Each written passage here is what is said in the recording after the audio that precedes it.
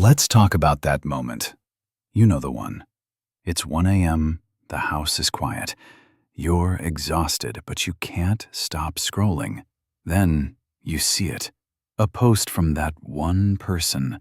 Maybe it's a former classmate or a colleague who always seemed to be winning at life. But tonight, their post isn't a vacation photo. They're talking about a setback. Their startup failed, or they got passed over for that big promotion they kept bragging about.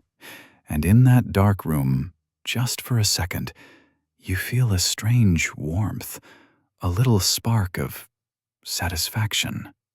It's not that gloating kind of laugh. You don't want to see them suffer, but somehow seeing them stumble makes you feel like you can finally breathe. Then the guilt hits. You feel like a bad person. You think, why am I like this? If you've ever felt that secret relief, I want you to know something. You're not a monster. You're just human. And today, we're going to be honest about why we feel this way. Think about going to a high school reunion. You're nervous, right? You're wondering, who's richer than me? Who looks better? Who's more successful? We spend our whole lives on an invisible ladder. We don't just want to be good, we want to be better than.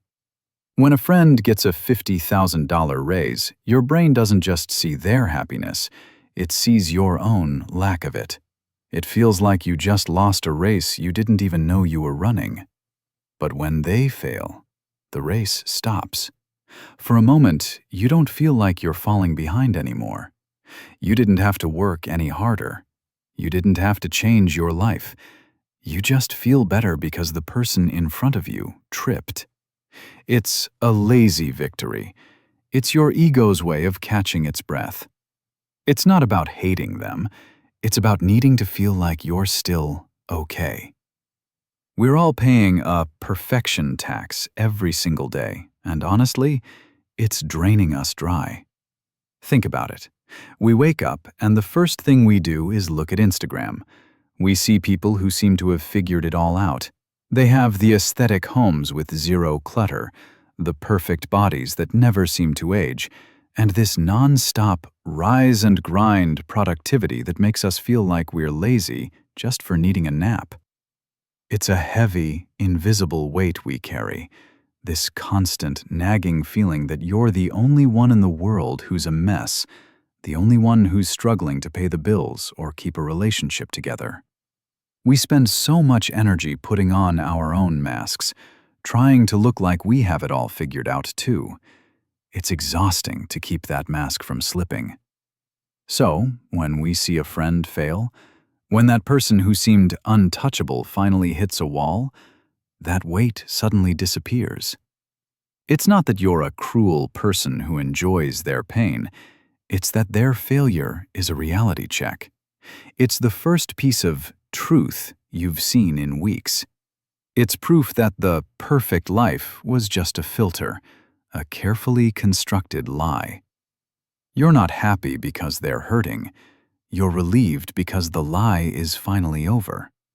It's like being in a room where everyone has been holding their breath for hours, trying to look strong and composed, and suddenly, someone finally breaks and exhales. It gives you permission to exhale too.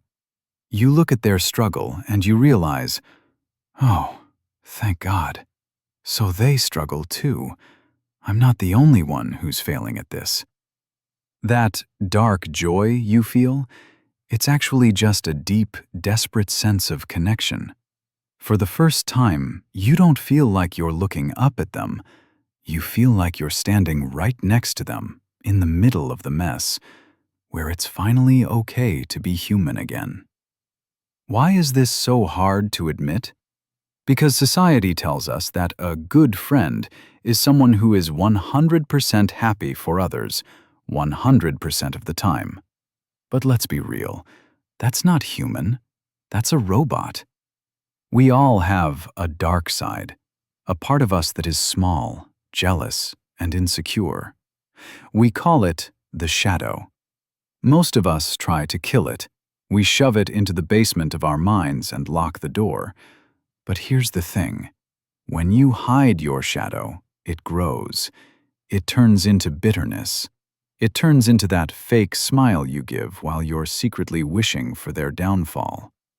But when you own it, when you look at that feeling and say, "Yeah, I feel a bit relieved they failed because I've been feeling really bad about my own career lately," it loses its power. The moment you are honest about your shadow, it stops being a monster. It just becomes a part of you that needs a little more love. So, what's the cure? It's not trying harder to be a good person. It's about building a life where you don't need anyone else to fail to feel enough. Next time you catch that secret smile, don't judge yourself. Just stop and look at your own life. Ask yourself, where do I feel like I'm failing? Because when you are truly at peace with your own path, when you're focused on your own growth, a friend's success doesn't threaten you, and their failure doesn't feed you. We're all just messy humans trying to survive in a world that demands perfection. We're all a little broken and a lot insecure. And that's fine. It's okay to have ugly feelings. They don't make you a bad person. They just make you honest. You're not alone in these thoughts. I've felt them. The person watching this before you felt them. And the person after you will too. We're all hiding the same things.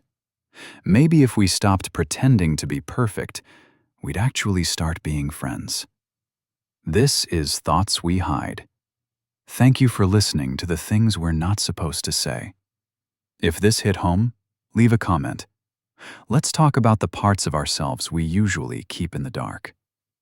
Don't forget to subscribe to join us in deconstructing the secrets of the mind in every video. I'll see you in the next one.